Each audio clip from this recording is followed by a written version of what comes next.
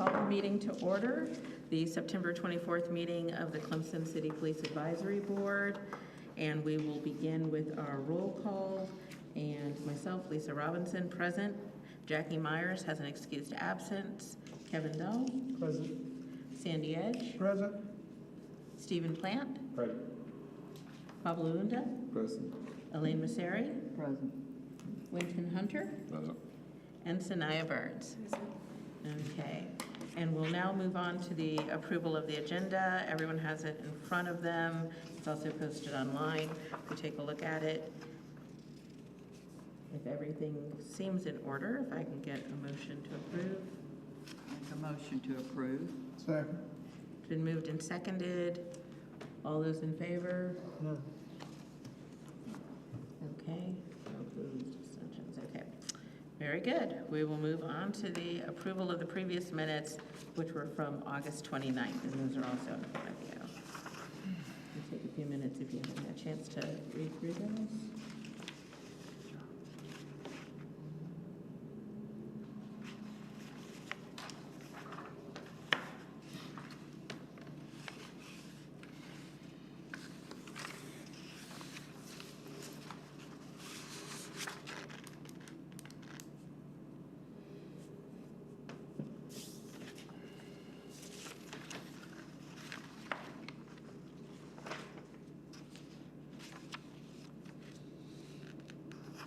Okay, are there any changes, additions? Can you get a motion to approve minutes? Motion on the floor. We have a second? I'll second. Okay. All those in favor of approving the minutes, say aye. Aye. All right, we will go ahead and proceed with citizen comments.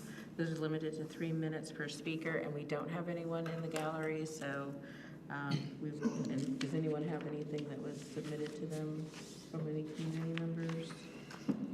Not to the board specifically, but I'll take this opportunity. Recently, there was conversations with council that happened last week, and there were a number of questions for the police department, and I'll go through real quickly. The first question that was asked was, there's a speed sign on Issaquena at Berkeley, and a resident asked, can it be turned around and pointed in the opposite direction? So I wasn't involved in putting that speed sign there, but I've included Public Works and Andy in that, and I think what they're going to do is just, there's more speed signs that were approved in one of the previous council meetings, and once they come in, they'll put one in the opposite direction, facing the opposite way at the same location. The only challenge there is they're solar operated, so we are getting into the winter time, and if the sun, it will work, but it'll work for a period of time and then it'll die. So, but that is something they're going to look at there. The other question there was several questions that came up. Another question was asked about putting the leading pedestrian intervals at 133 and 123. Again, that's the DOT. We've requested that of them before. They are told us that if they do that, it is going to further compound the traffic issues going through town, because it will totally mess up the light cycling for that corridor. So they're the ones that determine whether it goes in or not. So we'll just continue to make that request. One was asking if a turn lane could be put in on Issaquena at Pendleton Road. Again, those are both SCDOT roads, so that's something that we would have to refer to them. They would make the determination if it goes in. The other, I think there was like 5 questions. I'm trying to think. Oh, they wanted an update on the reduction of speed zones in the city and the neighborhoods. We're still working on the policy. I'm still working with our city engineer on that. But just reminding everybody, under city ordinance, all city roads are no faster than 25. And according to our ordinance, and probably our policy will somewhat mimic, unless there's special hazards, to warrant a lower speed limit. And so what we're working on are, what are those special hazards? What do we consider special hazards? There's a variety of them that we're taking into consideration. One is a neighborhood that has no sidewalks, which forces pedestrians to be in the road. Another one is the number of people in the road. Another one may be, are there speed tables or speed bumps on the road? Or is there narrowing of the road?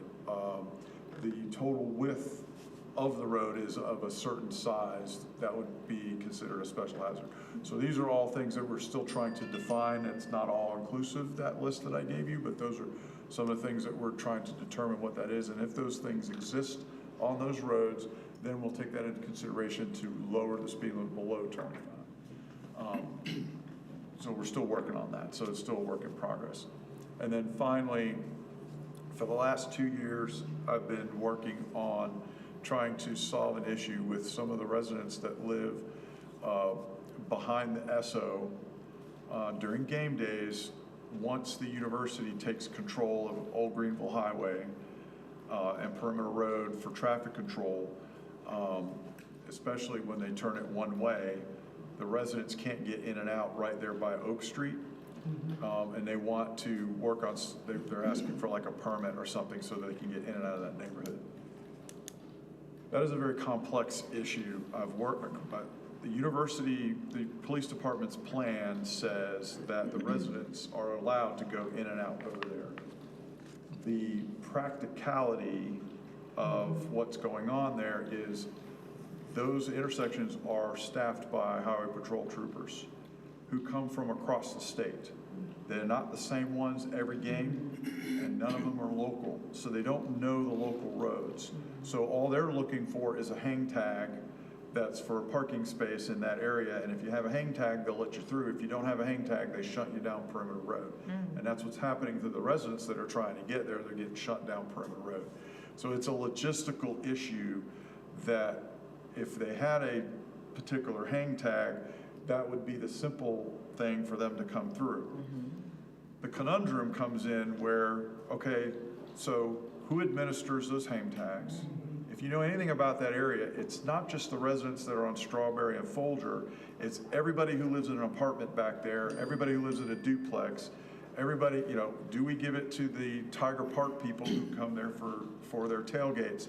Now we're talking about hundreds of permits and who issues them, who pays for them, who monitors it, who manages it. So that is the reality of asking for a hang tag. It's not as simple as just, oh, I just get a hang tag. And when IPTAY does hang tags, if you are a member of IPTAY, you know that you get one hang tag per game. Each hang tag is different per game, and that's so that people are not counterfeiting them and duplicating them and those types of things. So that kind of administration needs to go into it as well. So this is an ongoing issue. The short answer, it's no, not for this game. It's not going to happen. We'll continue to have the conversations with potentially IPTAY and the university to find out a way that we can manage that and it be manageable to accomplish that. Now, this does not mean that those residents are trapped in there and can't get out. They can still go out Folger, they still could go out North Clemson and go to Edgewood and get on College and go to 123 and go that way. They don't want to go that way because they have to fight all of that traffic of pedestrians to get in and out of that neighborhood. And I understand the frustrations. But again, we have to counterbalance how we manage that over there, and we're just not there yet. And so the person that keeps asking, I don't know how much information, because I've communicated through other people to them as to why we can't do it. I don't know how much information is being passed on to them, but that's where we are at this point. And if anybody knows a better solution that can help us out with it, I'm all ears. But I have been toying with this for 2 years now, trying to figure out how we can accomplish that. We have a place at Valley Walk, and so when you come up in North Clemson, you pull in there, and they have barricades, but it's usually a half a barricade. In the last game, the whole thing is barricaded, so it's created a little bit of that. And I don't know if it was just kind of placed there. At North Clemson and Oak? Yes, it's just So to the To the north. north of it, yeah. Yeah, the residents asked for that. Actually, the residents asked for an officer to be stationed there and only allow residents to go through there, which I don't have the staffing for, and there's no way for us to verify who's a resident and who's not. We do the same thing at Edgewood and Wigington. We put a half barricade there too, to discourage traffic from going through there. But again, those are public streets, so unless I have a public safety necessity to limit who goes back there, Yeah, you know, I've heard people make arguments that, well, it's the amount of pedestrians that are back there, and that's why you gotta limit it. Well, it's the same amount of pedestrians all around there, it's not just there. Yeah. So I can't legally justify limiting who goes back there unless there's a legitimate reason. Because those are public streets, it's not a private neighborhood. So that's why those barricades are there, because they have signs on them that say residents only, to try to discourage excessive traffic from going through there. The speed zone reduction issue, are speed bumps a possibility for any of that? So we have this traffic calming request procedure in place for the city. So part of the traffic calming measures, we're shying away from speed bumps as much as possible, and we would like to do something more like a speed table than a speed bump for a variety of reasons. And the difference is, That's like a little lower? well, no, it's a little bit wider and flatter. It's Okay. not like Okay, you a have to go hump. up over. So if yeah. you're going down by the business school, there's a speed table there Yes, that you I'm go ve- over, I'm okay? very familiar with that And there's one. always, there's also speed bumps. So you tell me, would you rather go over a speed table or a speed bump? Oh, I'd much rather go over a table than a bump. Okay, so that's kind of where we're trying to go with that guidance, and it just depends on the dynamics of the road as to whether it's good to go in there or not. Can that be done, I mean, I know it used to be where you had to get a lot of people on the street, a majority, to agree with it, or can it be just done? Can y'all do it? Well, the procedure now is everybody along the street will have to be on board to have that. The other part of it too is the cost, because it's not in the city's budget to put them in. And if residents want to put them in sooner than what the city can put them in, the residents are going to have to pony up to put them in. So that's part of why that procedure's in place, is because everybody's got to be on board. And I've said it before and I'll say it again, the ones that are going to drive over them the most are the people that are going to live there. And they're the ones that are going to have to deal with the inconvenience of going over them all the time, more so than the people that are cutting through or whatnot. All right, any other question or discussion on that? If not, we will move on to our presentation by Ms. Helen Westmoreland from Crime Stoppers. Thank you. Thank you for being here. Thank you for having me. A little bit of history. Crime Stoppers existed in Pickens County up until March of 2022. It was originally started in the late 80s, ran for several years, and to be honest, I don't know what happened as to why it went away. I just know at the time it did go away. I was involved with the South Carolina State Crime Stoppers Council, of which I'm chair currently. So in March of 2022, when Crime Stoppers of Pickens County dissolved, that account had $5,494.55 left in it. Because it was a nonprofit, it had to go to a nonprofit. So it actually ended up going before a judge, and those funds were distributed to the State Crime Stoppers Council, of which we're still holding. And as you can see from the maps I gave you, there are several Crime Stoppers chapters across the state. Not as many as we would like to have. But surrounding Pickens counties, Oconee, Greenville, Anderson, we have very active Crime Stoppers organizations. The Midlands covers Lexington and Richmond. Sumter, of course, Sumter and Clarendon. PD, you can see that covers several counties. Down at the bottom where you see Beaufort down there, just got colored in. We got theirs formed this past Saturday. Crime Stoppers of the Low Country used to cover 11 counties, and that's just way too big. You can't communicate, you can't keep up with who works where. So Crime Stoppers of the Low Country dissolved, and now we're working on 11 smaller chapters, more at a county area base, because that's much, much better. I have talked with Sheriff-elect Blankenship from Pickens County. He and I have actually been talking for a few months about that. And I know Chief Campos and I have talked about Crime Stoppers just about since the day he hit the door. Because I know he comes from Florida where they have a very, very active Crime Stoppers program. It works a little bit different in Florida than it does in South Carolina. Florida is funded by charges added to tickets. That will not happen here. We've tried that. So South Carolina, all Crime Stoppers councils are a 501c3. They're a nonprofit made up of a majority civilian board. You can have certified officers on it, but it has to be majority civilian. In Oconee, I have a completely civilian board, and I have an advisory council, which is basically my chiefs that for the area we cover. The way Crime Stoppers works is, for example, I'm the coordinator at Oconee County. You have to have a coordinator that is attached to a law enforcement agency. It could be the police department, it could be the sheriff's office. It just has to be attached to a law enforcement agency.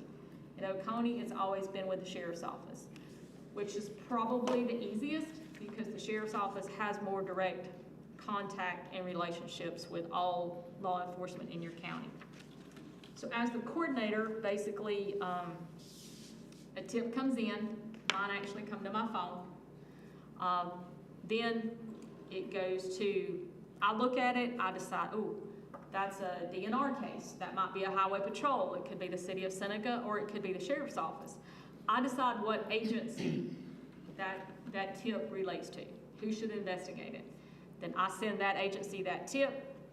They look at it. They determine, they do their investigation. They either determine we need to go after this and it may lead to an arrest, or they determine we knew this, or this is unfounded, we can't do anything with it. I communicate with the tipster via an app or via telephone if they call back, but it is 100% anonymous. The software that we use does not capture IP addresses. The app does not capture IP addresses. The phone numbers are all blocked. The phone number that the person is calling into doesn't even show up on a phone bill because I don't get the phone bill.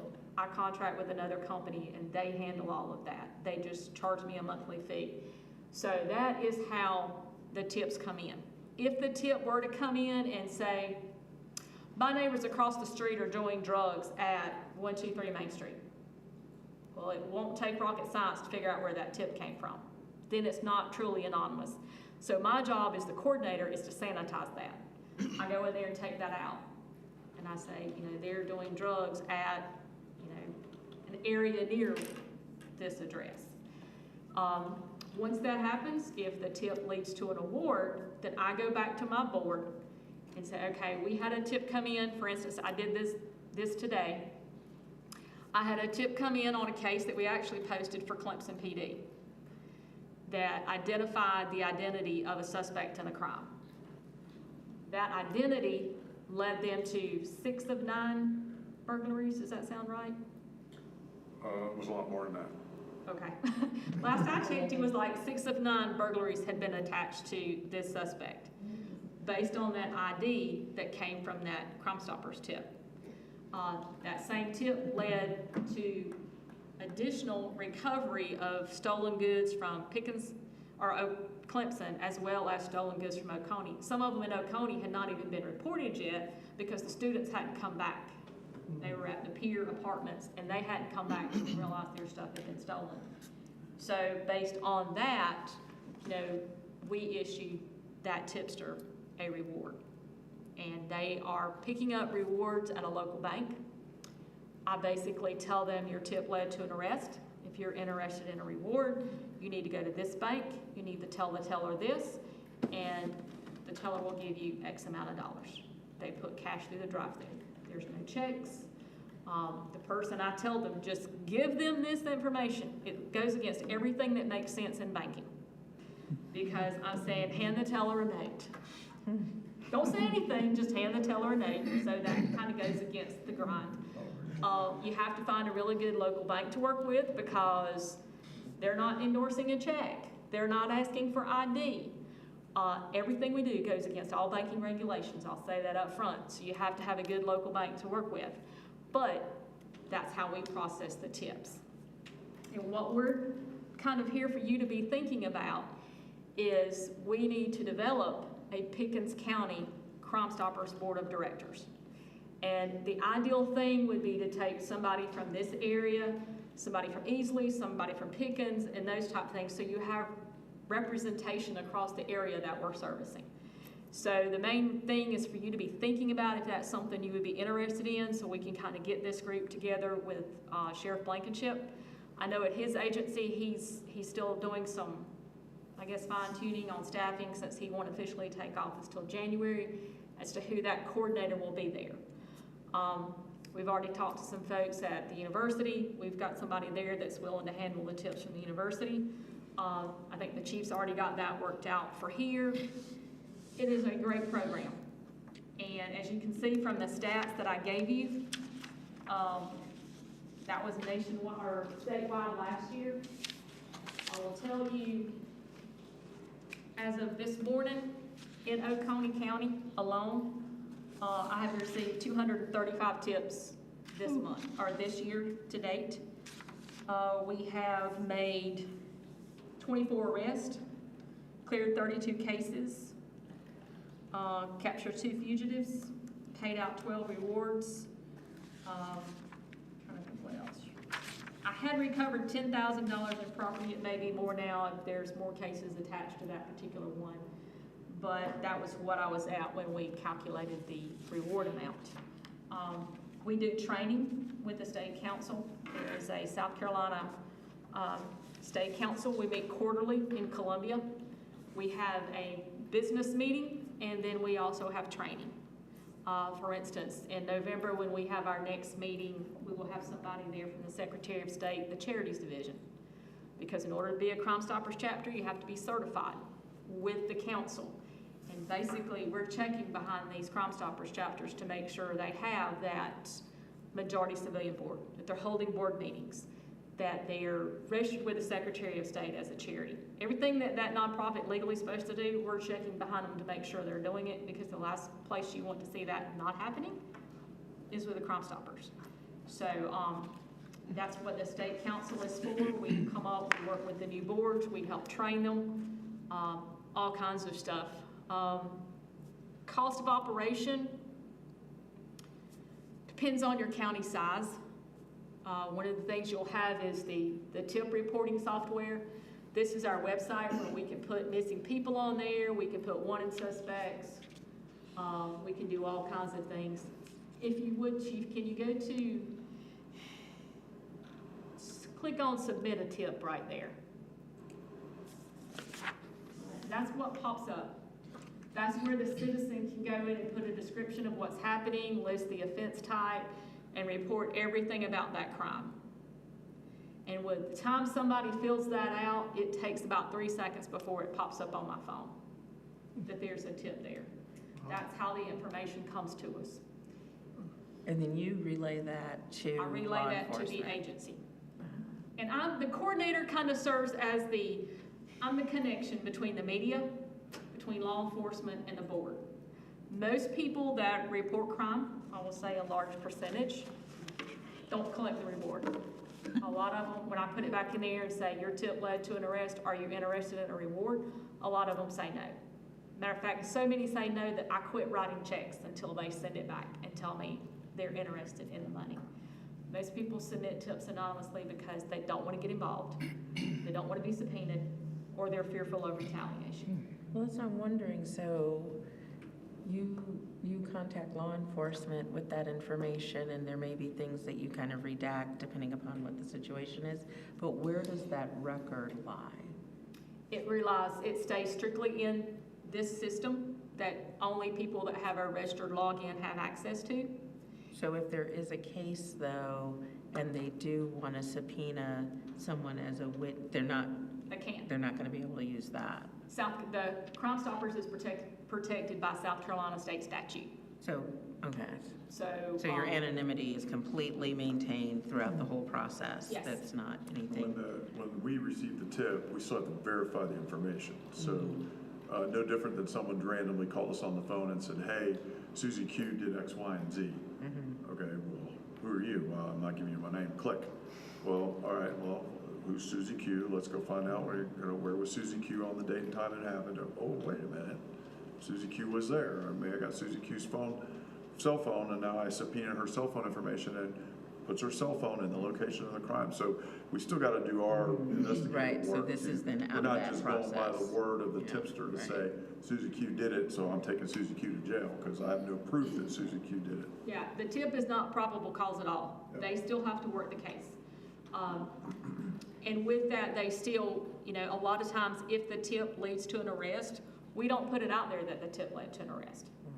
And that's simply because it could be a situation that one person knows the answer. A lot of times that may be your more serious crimes. Then there's crimes that there was 1,000 people, you know, at a party. Well, there's 1,000 options that could have submitted that tip.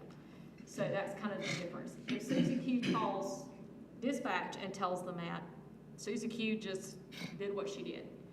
If Susie Q had called me and told this information and it led to an arrest, then she can receive the cash reward. And where does the reward money come from? That's what I was You going do that through fundraising and you raise the reward money. That is generally done in Oconee. We do a golf tournament. You can apply for some grants. I usually apply for a grant through Walmart. Usually you can get $500 every so often from them. As far as getting Pickens County started, we have the $5,000 and I've got some additional funds that the state has given to us to help get new chapters started where we don't have one in a particular area. What you'll generally find is businesses are very good to support you. We're having some signs made up here or in Oconee that instead of using, many of you remember the neighborhood watch signs, and a lot of that program hasn't been a lot of updates done to it in a while. So we are creating Crime Stoppers communities in Oconee, and you'll have simply a sign going into maybe your subdivision that says this is a Crime Stoppers community with our website. We have another version of the sign that says this is a Crime Stoppers community that has the website and a QR code, and when you click on that QR code, it takes you to the website where you can immediately submit a tip. That's a little bit more welcoming into your neighborhood than the old neighborhood watch signs with the little burglar guy and the big eyeball. And it helps promote the name, you know, of Crime Stoppers. It's, we use it a lot, trying to get someone's identity. We can just post it. That's how it worked for Clemson. The chief called me and he says, I'm gonna have so-and-so send you, you know, a video. Can you post it and see if you can get us an ID on it? We probably had it the next day. Probably. It was fast. It was fast. Some people don't like being Facebook famous. It was so fast, my detectives keep saying, hey, when are we getting Crime Stoppers? Yeah, and right now, what we've done honestly since the Pickens County chapter went away, if it's kind of in the Easley, that side of Pickens County, Greenville County's been handling. A lot of times I'll try to handle this side just because it's closer and the chief and I talk to each other regular and it's just easier because most people are gonna go that direction versus that direction with the Clemson stuff. It works, it's very good. A lot of times people think they hear some little thing and it may really mean nothing to them. Our goal is tell us anyway. It may mean nothing to you, and in the big scheme of things, it may be nothing, but when you take that little piece and you put it with the other pieces that the chief has, then you've solved your puzzle. But because it means something to him, because he knows all these other little things that the tipster didn't know. And I'll be honest, I'll kind of tell you my passion for this organization and why it works. I was a victim of a parental kidnapping several years ago when I was 4. I was taken from North Carolina to Washington State. We finally got out of the house with my grandma. She had showed up.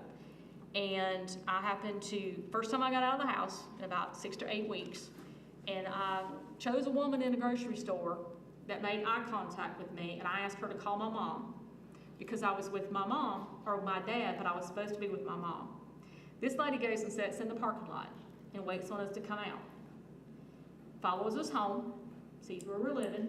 She goes home and she tells her husband about what happened. He said, you need to leave that alone. And she's like, no, you don't understand. You didn't see this little girl. And And if she's not where she's supposed to be, then I need to get her back home. And he's like, well, okay, they don't live that far. We'll go do this welcome to the neighborhood thing. See how things are. They did that, and eventually she made that phone call. And that's how I got home. Oh, my goodness. I turned 58 years old Saturday, and to this day, I have no idea who that woman was. So it's the power of that anonymous phone call. And it solves crimes, it gets people home.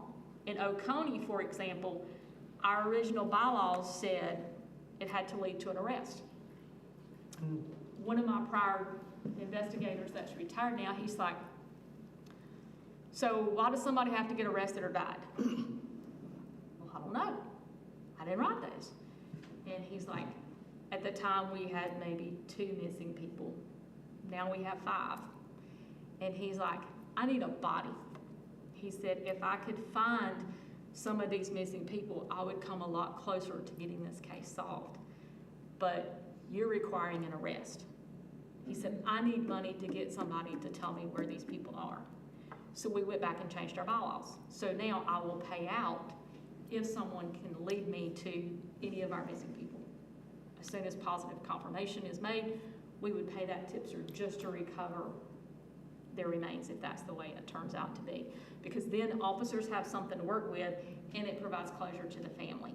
So that's where we changed our bylaws to do that. And we're honestly, as we're working with Pickens, we're gonna recommend they do that. So that, you know, that's already built in, you're not having to go back and change your bylaws down the road like we had to. So how did Oconee recruit to get their initial board? What does that process look like? Like if Well, that was done something to in be done '95. Our we were gonna do program, that in Pickens, what will would that be- look like? Pickens our County? program will be 30 years old next year. I will tell you what we did at Beaufort. That was kind of hard because I have no contacts in Beaufort. We actually had a board member at the Greenville chapter, grew up in Beaufort. She still had a home down there. She knew some folks down there that she really felt like would embrace this and volunteered to be on the first board. What you want to think about is who has relationships in the community. Who does your community trust? You need some folks on there, to be honest, that can go and get those big donors, because your still job is fundraising. So some of it is who can get those big donors. Some of it is who has the right relationships. You know, do your demographics. It was like, give you an example. I've dealt with one organization, and their board isn't really reflective of their area that they're soliciting tips from. So you kind of want to have your demographics a little bit in there. I told Beaufort, for example, they have a lot of gang activity in a certain area. I said, maybe if you've got a store in that area that people shop at, that people don't rob, you know, that storekeeper has built a relationship and people trust him and people like him, go after him because they're going to trust him. If he says you're not going to be ratted out, then you're not going to be ratted out. They trust him. Go to someone like that.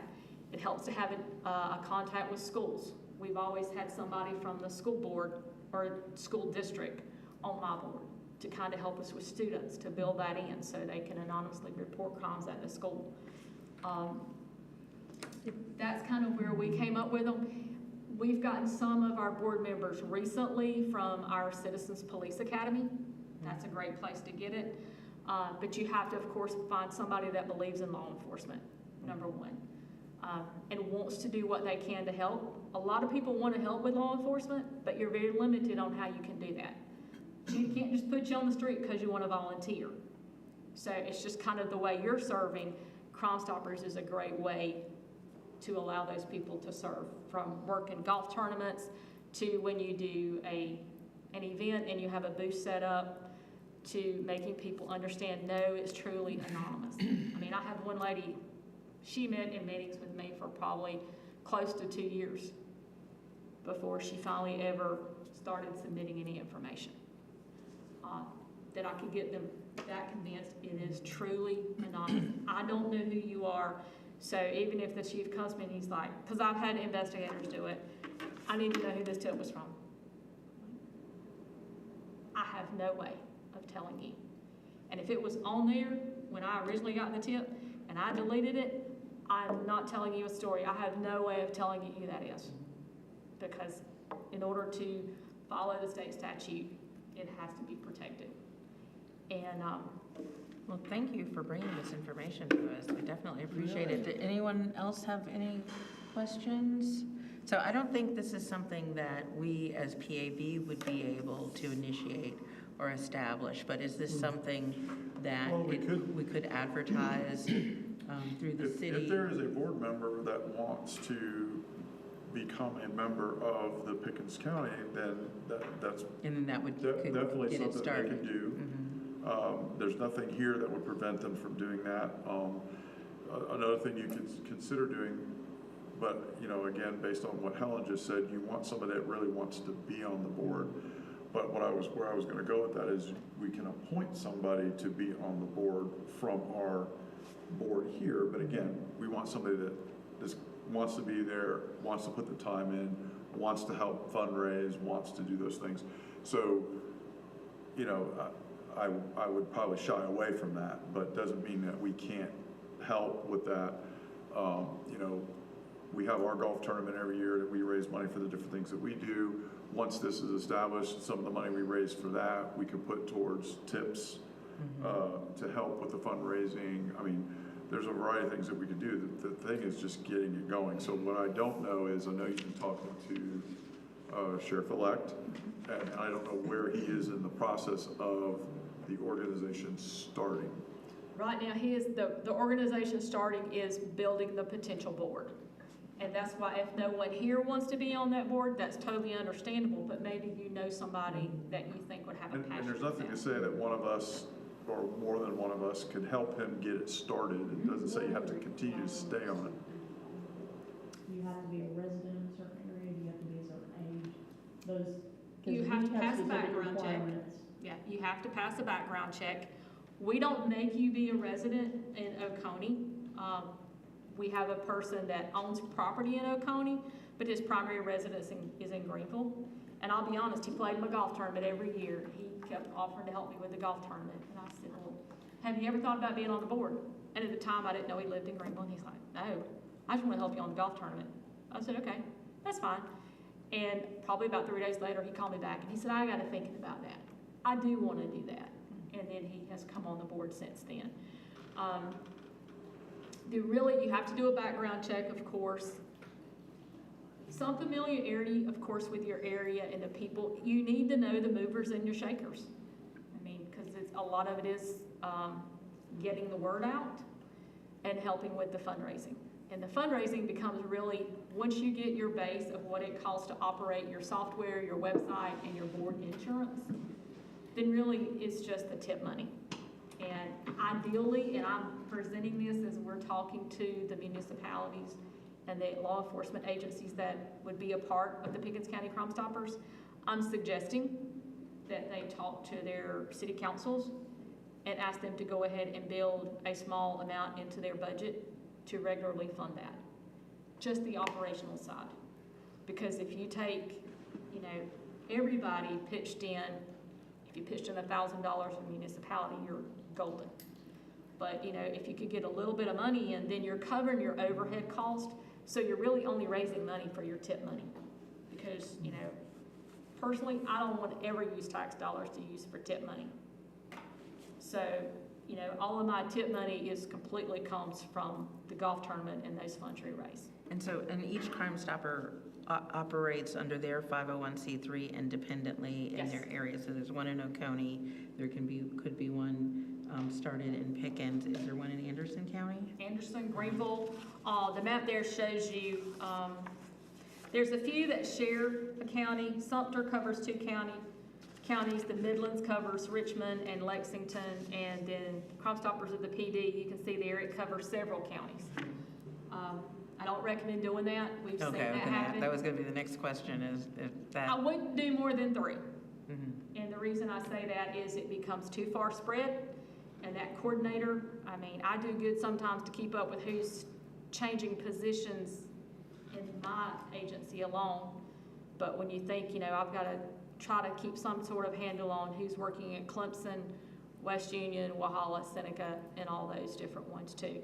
And then a lot of it is educating your officers. Most officers don't know how Crime Stoppers works. We spend a lot of time doing that. Well, thank you so very much. We really appreciate this. And if we want to follow up with you, Chief brought up the website. Is your contact information there, or can you leave that? Everything is Or you probably on can the reach web. out to me. You have it, okay. Just get with the chief, because everything I have on there is kind of that anonymous feel to it. Yes, okay, so. So just get with the chief, he Uh-huh. knows how to find me most of the time. Well, thank you very much. Thank you. We really Does the state offer any money? I actually did receive some money, as a state appropriation this year, that we have set aside to use to help get chapters started that aren't there, and to do a state training conference. We'll probably do a training conference statewide in 2026, because it'll take us a year, to get that worked out. And this is, I don't know, this comes up a lot, but I know a lot of fraternities and sororities need to do philanthropy projects. So getting money from them for these things would Fundraising, be yeah. something really good. And both Oconee and Pickens County, because we have students that live in both counties. You know, we had an incident I'll talk about a little bit later that started in our county and that wound up in Anderson and Oconee County. So any one of us would have benefited from something like this, so. Like right now, I think, like Brooke Colson-Back, that was a Clemson student. She's one of our cold cases that we have. We have right at $20,000 set aside for her case. And that case is, February will be 28 years old. But, now, we will say if a family wants to put in their own funds, we will accept those funds. But if you came to me and said, I'll give you $5,000 for any tip, I'm gonna say, okay, I need $5,000. We're not gonna post anything saying we're gonna pay out money without the money in hand. So that's something that we just kind of make sure we do that. So, if you have any questions, just give me a call. All right, thank you And be so much. thinking about it. We appreciate Thank it, you. yes, Very absolutely. good Great call. Thank you, Great Helen. call. Most military bases have Have that. Crime Stoppers on bases. It seems very effective. Yeah. Okay, we can go on to the department status and So staffing before we review. move to the next, if it's all right with you, I'll reach out to Sheriff-elect, see where he is. Is there anybody, right now, if you know, you don't have to tell me if you don't want to, but if you want to get involved, let me know and I will pass your name along and to him. If not, if we collectively think we can, or individually reach out to somebody and say, hey, you might be interested in this, maybe we could do that. I know it's somewhat of a political thing, and when you start talking about raising money, people start giving you a cold shoulder. Yeah. But anyway, just let me know, and we'll go from there. She mentioned the cases that we benefited from this. If we had this in place and readily available, I think we would solve more cases with this. So especially when they know their anonymity is going to remain. Exactly, yeah. All right.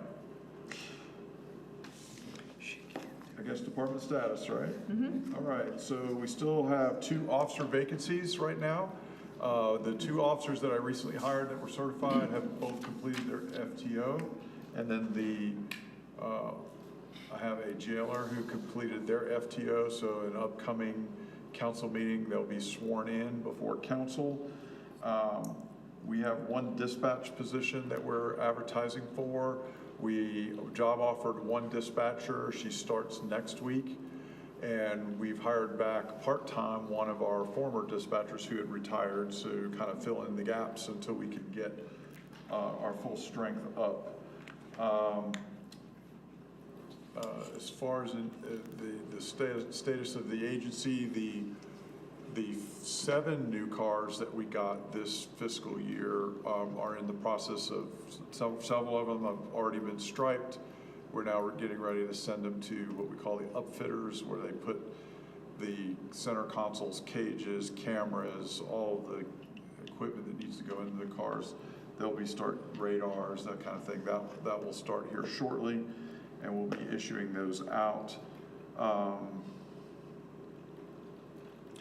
We received I think I told you we ordered a light tower that we could use for nighttime operations. That came in, and our message board came in, and if you went down College Avenue at the end of the football game towards 123, you saw it in the middle of the road, trying to encourage everybody to use 2 right lanes to make a right turn when they get to 123. It worked a little bit. We had to give some people a little encouragement to get into that other lane to make that right turn, but we hope to use that more for some of those events and use it for messaging. It is big. It's one of the ones you see on the interstate that's rated for 55 miles an hour, so you definitely can see that sign. So that has come in, and I'm trying to think.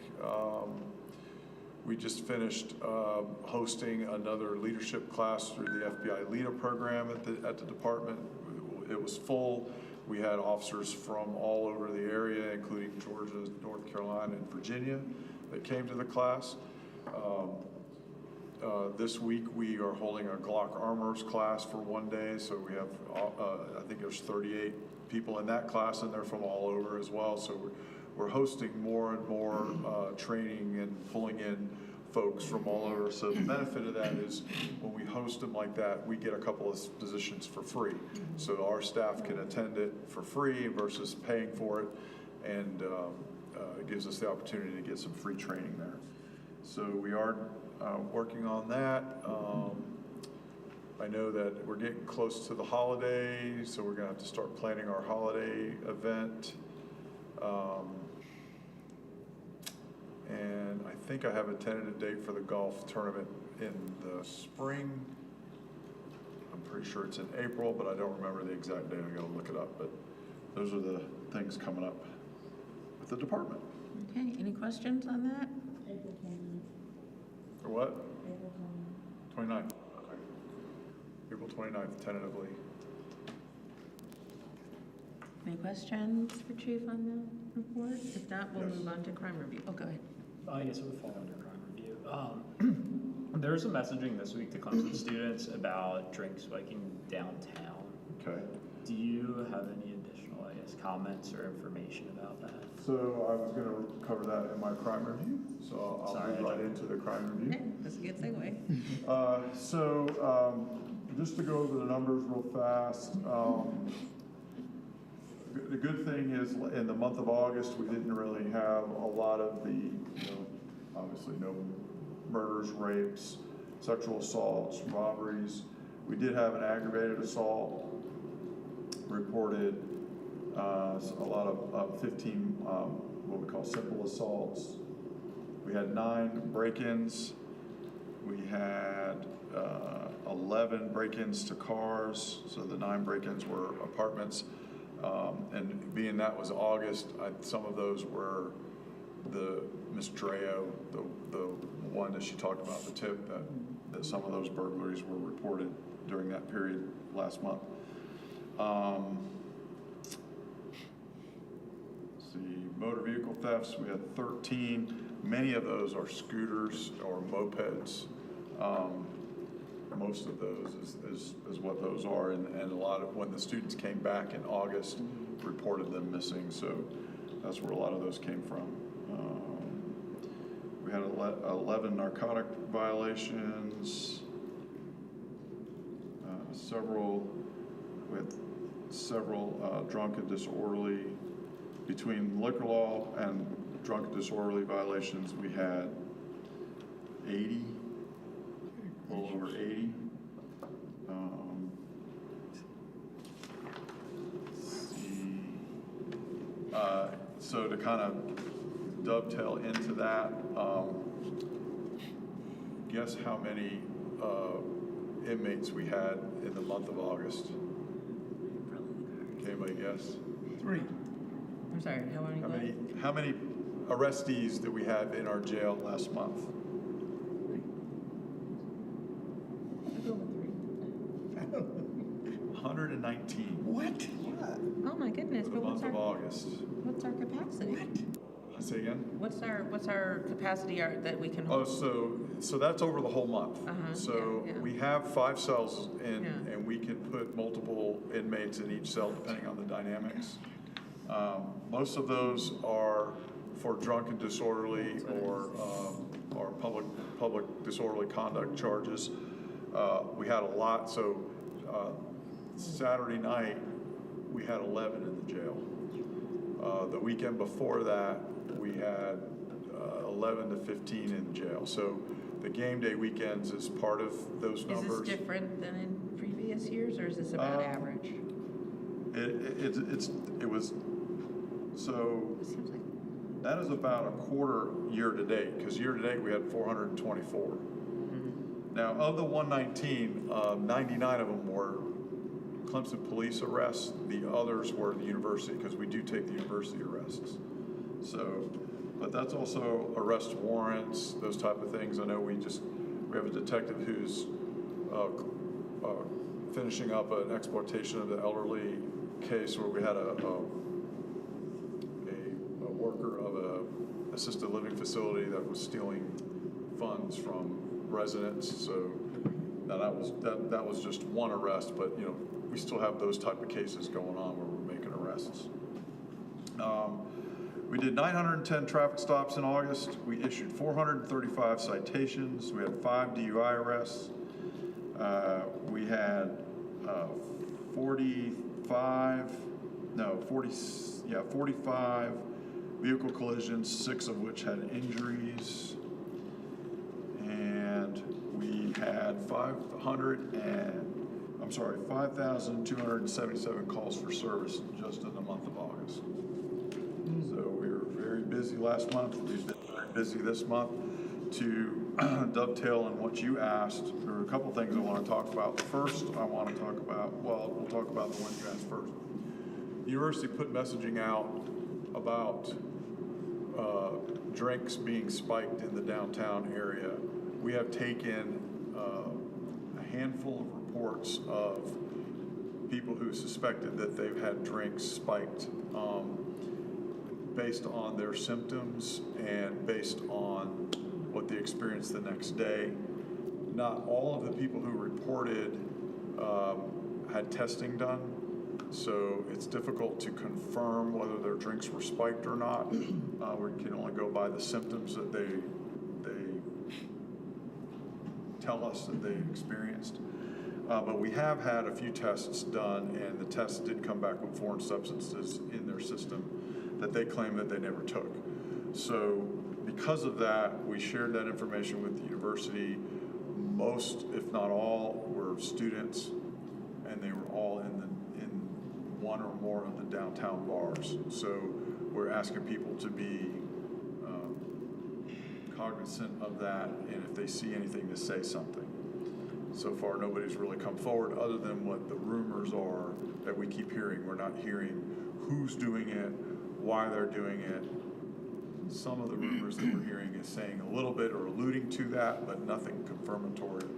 So, so we're definitely trying to do that. Now, unfortunately, some of the people who were drugged were people who were underage, and they shouldn't have been in the bars in the first place drinking.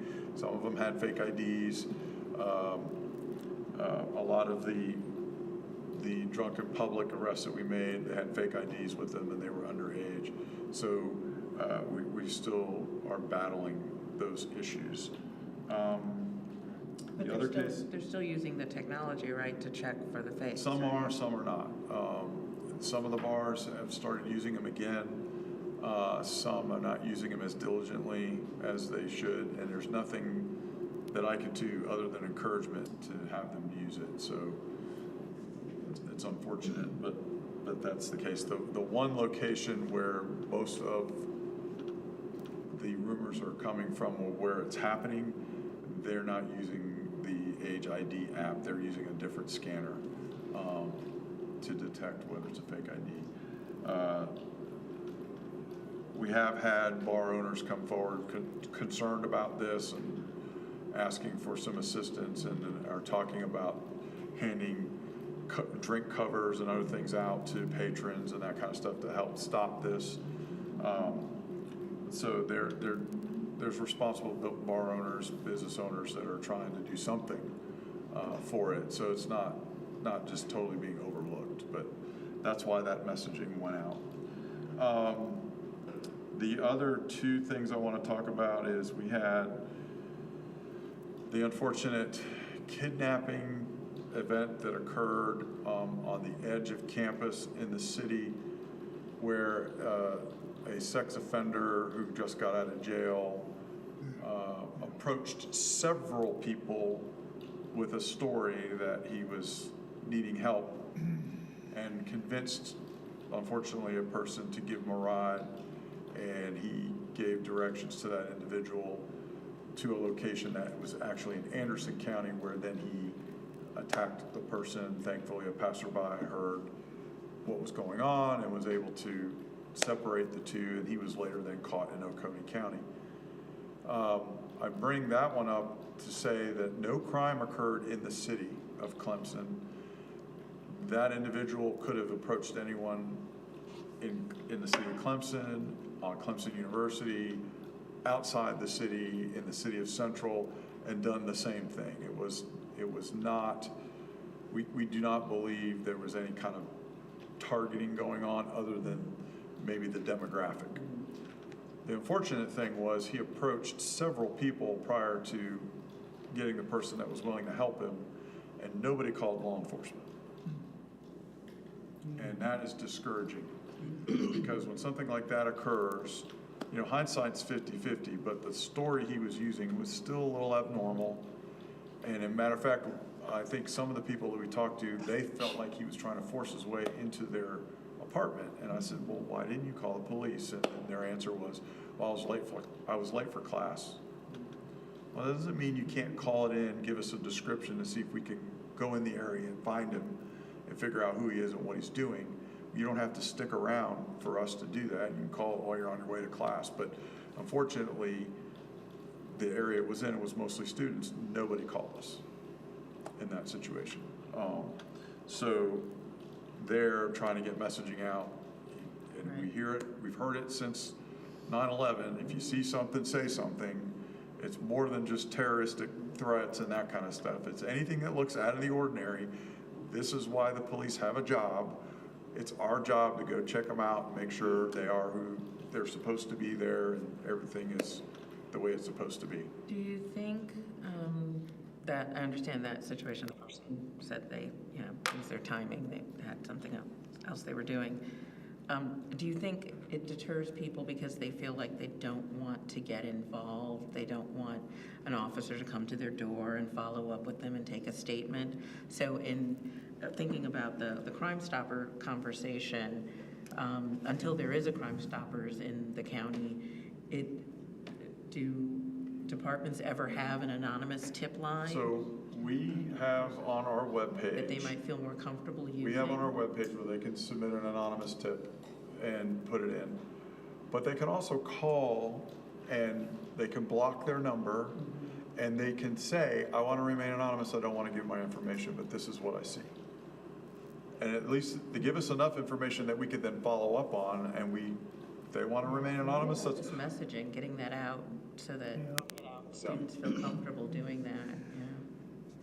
I think the other part of it is, and maybe I'm wrong, and I have two students sitting here, but there's an atrophy for actually making and placing a phone call. If they could actually communicate by text or other methods. Is there an anonymous text That is line? their preferred way of doing it. So we don't have a service yet. However, you can text 911 and the text will go through. So the only issue with that is your phone number, I believe, is attached to that text, so we're still going to reach out to you at some point. But that potentially is a way of communicating with us. I think in the current generations that are in school right now, their preferred ways of communication is not the same as ours. I don't know if this was the case or not, of course, because I don't know who it was, but I know foreign students are less inclined to report this. They don't want to come forward because they don't want to draw attention to themselves. I know this is really true of the Asians and that demographic there. They just don't want to, Correct. Causing And a trouble. lot of them come from countries where their police agencies are corrupt and they are not as trusting Yeah, of the right, police. right. But I do participate in welcoming sessions at the beginning of the school year. I know specifically with the Indian population of students, and try to impress upon them it's different here. You know, this is how you contact us. This is what you should report, and those type of things. So we do participate in that. I know the university does out to the other groups as well. And I know the university has a way, because they have an app that they could communicate that to. So in the university community, they can communicate in that app, and the university police, if it's in the city, will give that information to us and vice versa. So if it's happening on campus, we're going to transfer it to the university police. If it's happening off campus, they're going to give it to us. So there are ways of them reporting it. I think the biggest hurdle is to get them to report it. Sounds like maybe more messaging, that maybe this is something that student government might, you know, Where does be it go interested in. when you report that to, does it go to dispatch, or who do they text it to? Through their app, they have a way of receiving it in their dispatch. I don't know the exact procedure because I don't have that program. I don't know how it works, but I do know they've done that for the ease of the students to report things to the police. I think one hurdle to that app is I don't know a single student who has it. Well, there's that. There is that as well, so. The app is called Guardian. Yes, Rave Guardian. Guardian?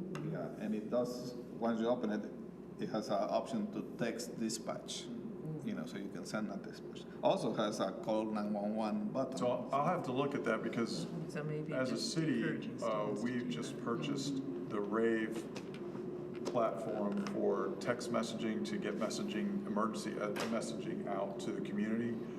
We're still in the infancy of setting it up, but people can sign up to receive emergency text messages. And so similar to like the CU Safe Alerts, we can then as a city send out alerts as well. We just got it. I'm working with our IT director on how to set it up and what the parameters would be, when to use it, that kind of stuff. So I'll take a look to see if that's a possibility as well. The last thing, as far as crime review, that I want to talk about is, again, a very disturbing incident that occurred this weekend. So early morning hours, Sunday morning, off of Old Central Road, we got some phone calls of some gunshots being heard. Nobody saw anything, they just heard the gunshots and called it in. Our officers responded to the area, didn't locate anything. Nobody was out, nobody called in and said they were hurt, nothing like that. It wasn't until later in the morning, as the sun comes up, people start moving around, they start noticing bullet holes in different porches and cars and that kind of stuff. And then we got called back out there again, and unfortunately located an area where several spent shell casings were located, and a lot of the rounds that were fired in a direction in an apartment complex, and several of the apartments were hit. And so we're still trying to figure out who, what, why. We know where, but we don't know any of the other information. Nobody's come forward with any information that is helpful. We get calls of people hearing gunfire all the time, especially around the perimeter of the city, because we border the county. Sometimes we'll get them in the Patrick Square area. Sometimes we'll get them in the Cambridge neighborhood and those kind of things. But this is, around apartments and that kind of stuff, it's kind of rare. Have people been alerted to see if they have something on their ring or something? We've done a canvass of the whole neighborhood, of the 3 adjoining streets. We've contacted anyone, either we saw a camera or just asked them if they had a camera. We've talked to the apartment complex management. We're still in the throes of gathering all that information. And once we get it, we got to watch it. So it takes some time. Like I said, the detective was called out Sunday morning and worked on it most of Sunday during the day, and then Monday morning hit the ground running, and here we are Tuesday. He's still following up on those kind of things, but Crime Stoppers may be something that we're going to next to see what we can find out. It was a game day weekend.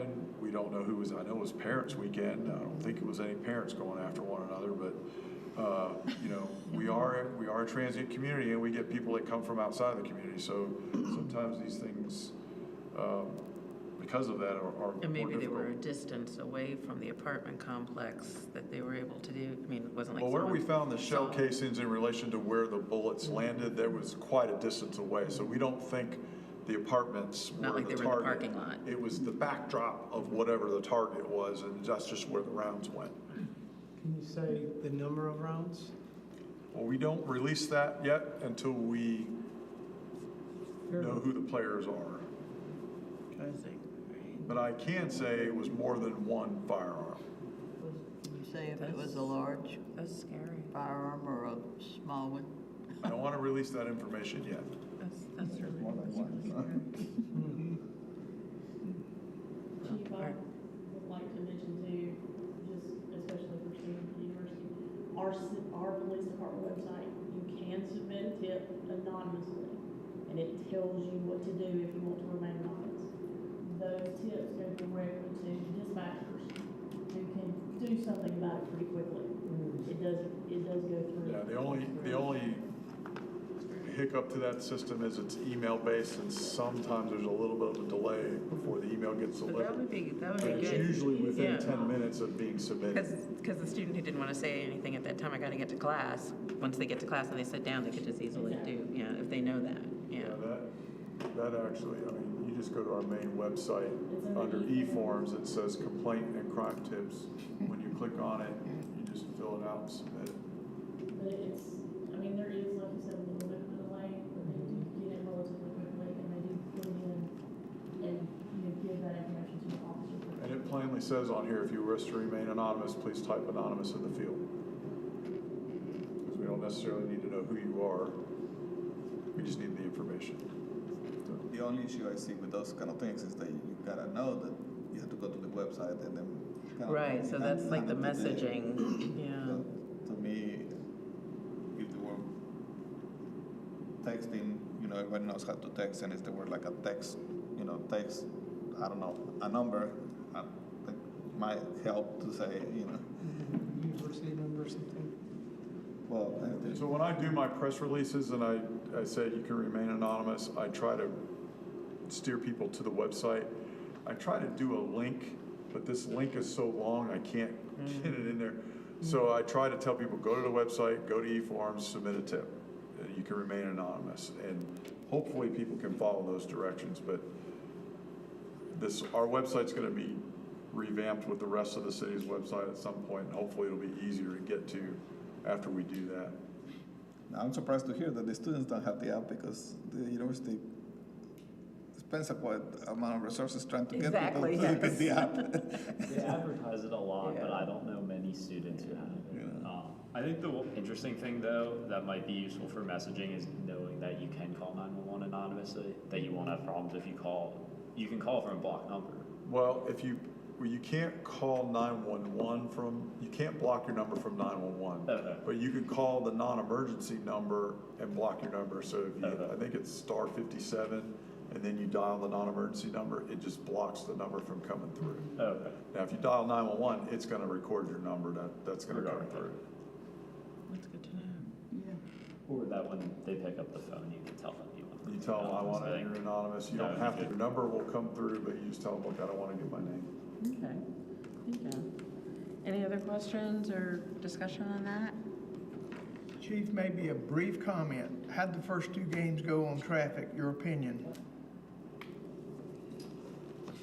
Go pretty good? I would say we didn't have a lot of hiccups. They're two different dynamics, because one was a night game and one was a day game, Yep. and then both of those dynamics bring other dynamics with them. The noon games, people start flooding in here about 8 o'clock in the morning to get to their tailgate spot, and the traffic coming in tends to back up more. The later games, they trickle in throughout the day, so it's not as it's not as, and it's not as an urgency. And that's another thing about the traffic direction is the highway patrol monitors the traffic coming in. And when it gets to a certain point, they decide when to turn Old Greenville Highway one way, which then flows all that traffic down all the lanes. So we never know time-wise when that's gonna occur, because it all depends on the traffic and when the traffic starts to back up and when it doesn't. Now, at the end of the game, we always know, at the beginning of the fourth quarter, everything gets shut down, downtown gets shut down, and everything is outbound. And it's that way for at least an hour and a half to 2 hours until we get all that traffic out, and then we start opening up both ways and letting people back in. And that's the only way that we have seen and the university has seen to date that gets all that traffic out of there as quickly as possible to minimize that 2 hour window as much as possible. Now, different dynamics, if it's a contentious game and it's down to the wire and everybody and their brother is staying Everyone's gonna wait. till the clock is ticked out, then it just takes even longer for people to get out of there because you don't have that trickle out. But a game like this past weekend where it was pretty much a blowout, people were leaving in the third quarter. Yeah. You know, people were leaving at halftime. And so that helped traffic get out a little bit faster. Yeah. As you know, we can have other presentations, so if you have ideas, definitely give those to Chief, and I think we had a couple still to be. So next month, you wanted to hear from the Narcan folks from the county that the sheriff mentioned, so I have them lined up for the next great. meeting. Okay, and then any additional open discussion? I have a question. We're getting more and more animal issues in our neighborhood, needless to say, because they come to our neighborhood and don't leave, because nobody can build around us. So we had an incident, we had called, well, my neighbor called. I was going out to the mailbox and he's hollering at me, don't go in the road, and we had a rabid raccoon out there, and he knew it was rabid. It hadn't just been hit because he said it was Foaming. And so he tried to call, you know, of course, somebody else, maybe the humane, I forgot what he said. Nobody's answering. So it was early. And so he called the police. He called the police department here. And so if this happens, I mean, and there's an incident, should we call y'all for that? We didn't feel like we wanted to bother the police.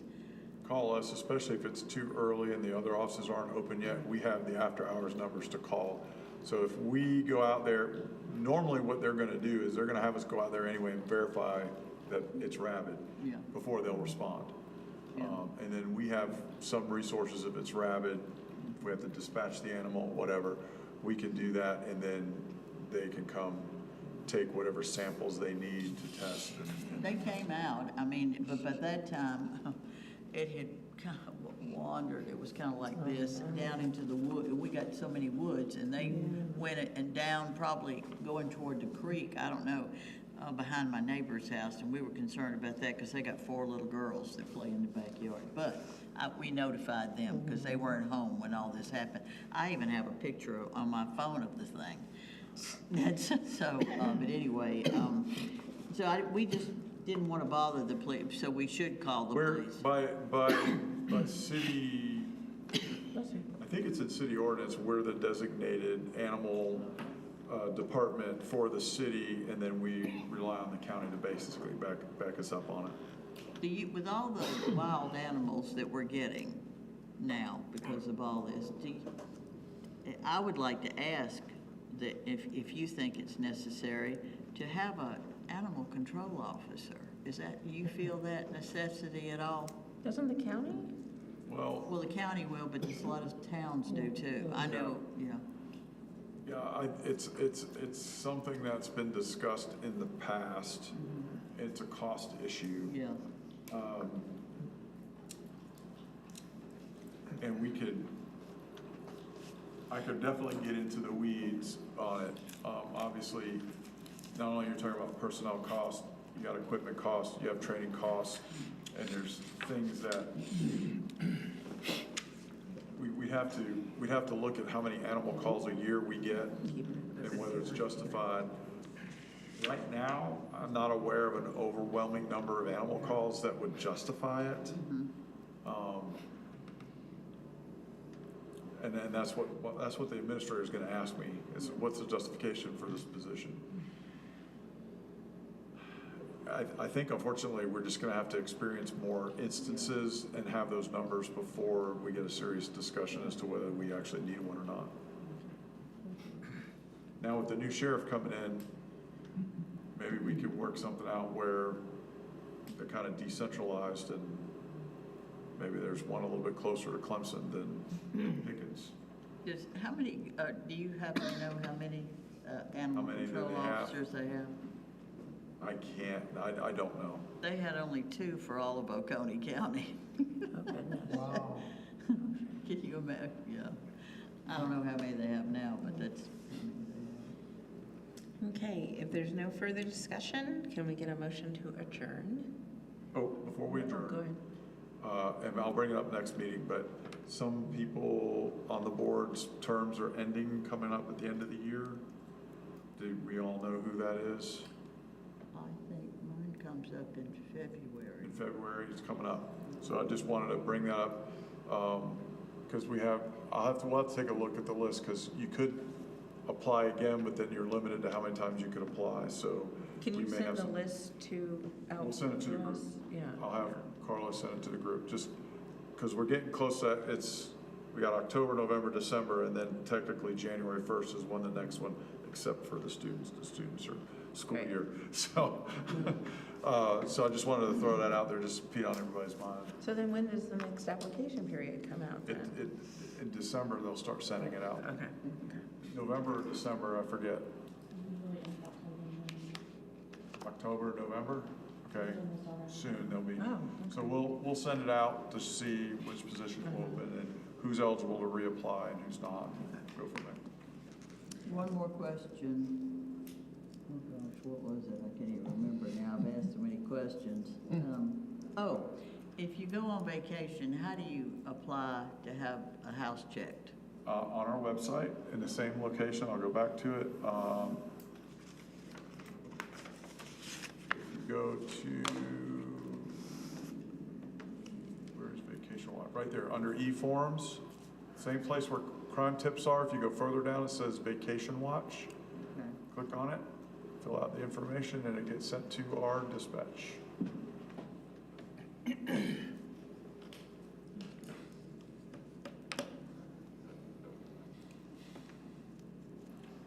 Not verified, that's me. All right, do we have a motion to adjourn? Motion. A second? Second. Okay, all in favor? All right, thank you very much.